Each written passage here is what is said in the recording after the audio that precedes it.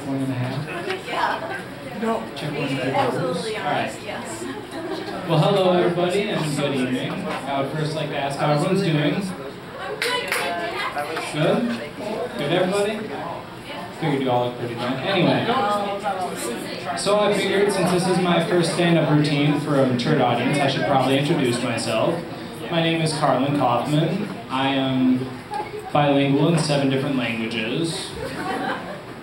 I find that I'm the goodest at English. I'm actually a virgin, or, well, that's what half of our town's herpes population believed at the time. Sorry to any of you, sorry. I actually just got my degree from Hogwarts, so I'm going to be a wizard pretty soon. I say what I mean what I say, and so even if it's mean, I'll still say it. And from time to time, I can be a troublemaker. A fine example of this, just 30 minutes prior, I was cruising down Claremont Avenue at about 110 miles per hour, and well, it's actually justified. Don't judge me for that, it's justified. See, I had a reason. I was trying my best to get through those red lights before someone would come and hit me from the side.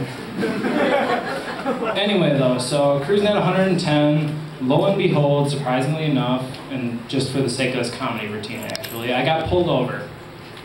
You know, see the stupid novelty lights in my rearview mirror, the blue and the red. Got some blue and red right there. Anyway, so, you know, I pull over like you're supposed to do, and, you know, I wait, and the cop gets out of his car, and he puffs out his chest and pulls out his aviator glasses, you know, genuine Hollywood cop bullshit. Anyway, so he gets up to my door, and he raps on the window, so I roll down the window and flash a charming smile. I go, "So what seems to be the problem, officer?" He looks at me and he goes, "You know why I pulled you over tonight?" I figured he asked a valid question, I would take a stab at it, so I go, "Well, I don't know. If I had to take a guess, I'd probably say I was driving in some illegal manner or another." He's like, "You know, in 30 years working on the force, I ain't never heard that one once." I was baffled. I'm like, "What are you, a meter cop?" So he's like, "Pardon me?" I'm like, "Well, what do you normally pull people over for, smoking?" And, well, I actually got a giggle out of him. He was stern before that. I got a giggle out of him. So I figured, hey, this is my opportunity. For the first time in my life, I can get out of a ticket. So I figured I'd give it a try. So I started to riff on him a little bit. And I'm like, "By the way, officer, it's a cute name tag. Does it come in pink?" Suppose not, because if it did, you'd probably be wearing the pink one, right? And then he actually burst out laughing, you know, hunched over, laughing, so I figured, hey, it's working, I'm gonna get out of a ticket today, awesome, you know, I'm not gonna have to spend all that extra money and whatnot. So I continued, and I'm like, "So, obviously you're a bad cop, at best. Where's good cop, at home pleasing your wife?" Just like that. Instantly, his laughter was gone, you know, his face was back to stern, and he's like, "All right, funny man, joke time's over. I'm gonna need your license and registration." And I look at him, I go, "Funny man? Funny man, me? Funny? Awesome, you know something? I'm actually really honored you would call me that, sir, because quite frankly, I think your entire police force is a joke." And I poked him between his man boobs, his flabby chest, and I go, "And you're the punchline to that joke." And I've got to say, I've made some bad decisions before in my life, but this was by far the worst. So he's like, "You know something? I was going to let you off with a warning, but from the moment I got out of my car, I smelled marijuana." And I'm like, "Oh shit," and he's like, "Yeah, I'm going to need you to step out of the car while I have a search around." And I figured, well shit, I just made probably the worst decision of my life. You know, I should probably counteract that with a good decision. So I look at him and I go, "Listen here, Jack. I bet you do smell marijuana, because you know something? I was smoking marijuana while driving, and had you not pulled me over, I'd still be smoking that." So, you know, I let him know I was pissed off, and I continued, and I'm like, "You know something? Yeah, I'd still be smoking that bowl, because I have a policy when I'm driving. I have a policy, and that is, it's easier to drink while you're driving, but it's a whole lot easier to drive when you've been smoking. So you know something? Hey, you know something else?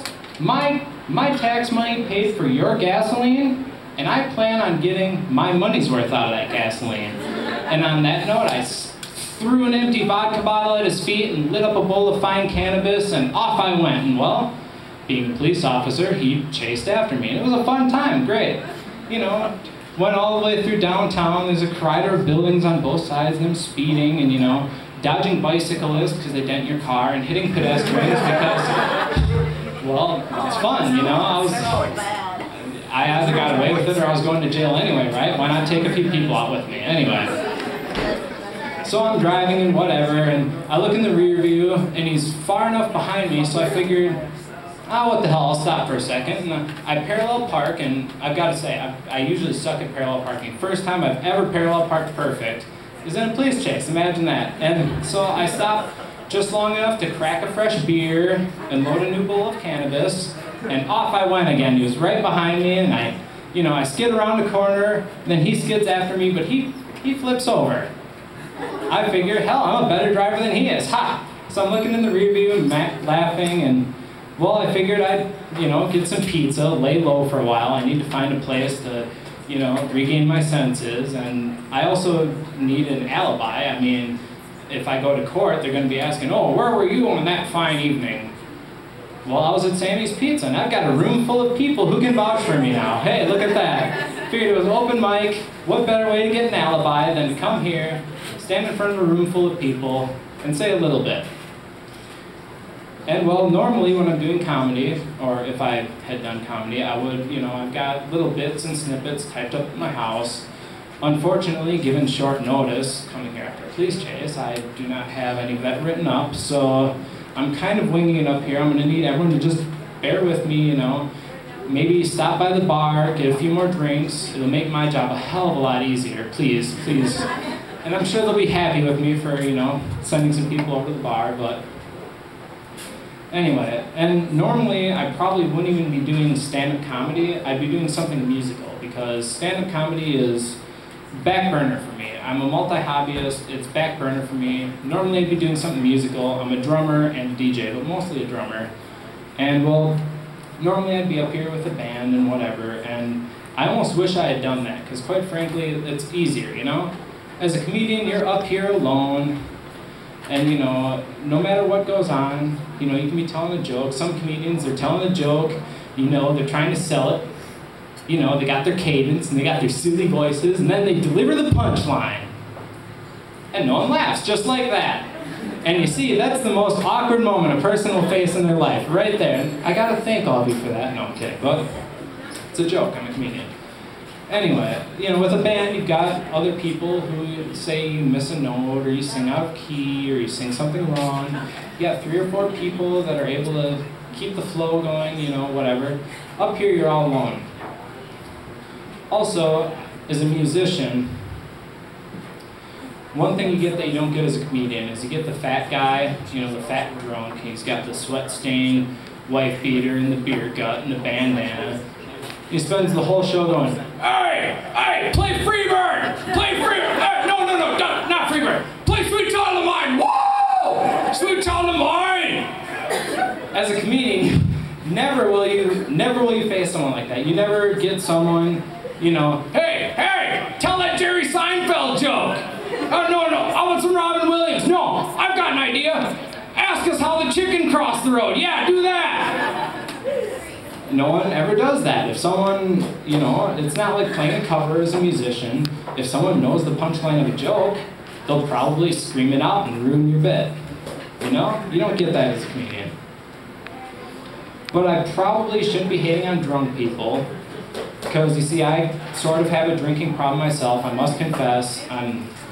It sucks. I do have a drinking problem, and that is the fact that I got paid today. I'm standing in a place that serves drinks, but my fucking driver's license still says that I'm only 19 years old. Shit. That's as bad of a drinking problem as you can have, am I right? But, oh well, it's probably for the best. I'm not really too keen on alcohol. The thing is, it screws up your sense of judgment and your sense of coordination, which means that you do stupid shit, and you're worse at it. And in my mind, that makes it more dangerous than any other drug that has ever came into existence, whether it be uppers, downers, narcotics, hallucinogens. It's more dangerous than them all. And a lot of people, they look at a hallucinogen, for example, like it's the devil. Like, oh, hallucinogens are the devil. Well, I've done my share of dabbling, and I must say, alcohol is a hallucinogen. Because of anything I've ever done, the only drug that has ever convinced me that the whole world is spinning has been alcohol. Quite frankly, no matter how much of whatever you may take, never on any other substance is it difficult to maintain balance on a bed. Only alcohol. Now talk about a hardcore drug. Not only that, no amount of LSD, shrooms, DMT, whatever research chemical, whatever you may be on, nothing will make you trip quite like alcohol. Geez, talk about tripping, can't even frickin' stand up, let alone walk. The thing is, a lot of people would argue with me that alcohol isn't a bad drug and that other drugs are a lot worse because, oh, they're addictive. You know, look at all these drugs, they're addictive. True. You know, you got coke, addictive, heroin, addictive, meth, addictive. You know, you got coke addicts, heroin addicts, meth addicts, and you call them all drug addicts. But on the other end of the spectrum, you got alcoholics. It almost sounds profound, you know, like, hey, what does your dad do for a living? My dad's an alcoholic. It's not like calling someone a drug addict, you know, and a lot of people are like, oh, other drugs you can overdose. You know, you hear about it all the time. Oh, he overdosed on heroin, he overdosed on that. Well, let me ask you a question. Heroin, of all drugs, probably the worst. When you overdose on heroin, what happens? You throw up and pass out. Now, yeah, you know what's coming. What happens when you drink too much? You throw up and pass out. Yeah, exactly. You throw up and pass out. And that's the thing. No one sees alcohol as a drug. No one sees that it's got its own euphemism. You drank too much. You know, oh, hey, champ, you need to take a nap. You've been drinking way too much tonight. People say that, but what they're really witnessing is overdose. Drug overdose. Overdosing on alcohol. It's the same with addiction, you know, you got alcoholic, you got that cute little euphemism, sort of lightens up the speech, whatever. Alcoholic, you know, you got a father, daughter, son, mother, cousin, friend, whatever. You know, and say they're falling victim to alcohol addiction. Be like, I'm concerned about you. You're starting to become an alcoholic. And the thing is, that's got no frickin' punch to it. You know, you're gonna have that conversation no matter how serious you are. They're gonna go home, they're gonna get blackout drunk, and they're gonna forget that you ever had the conversation.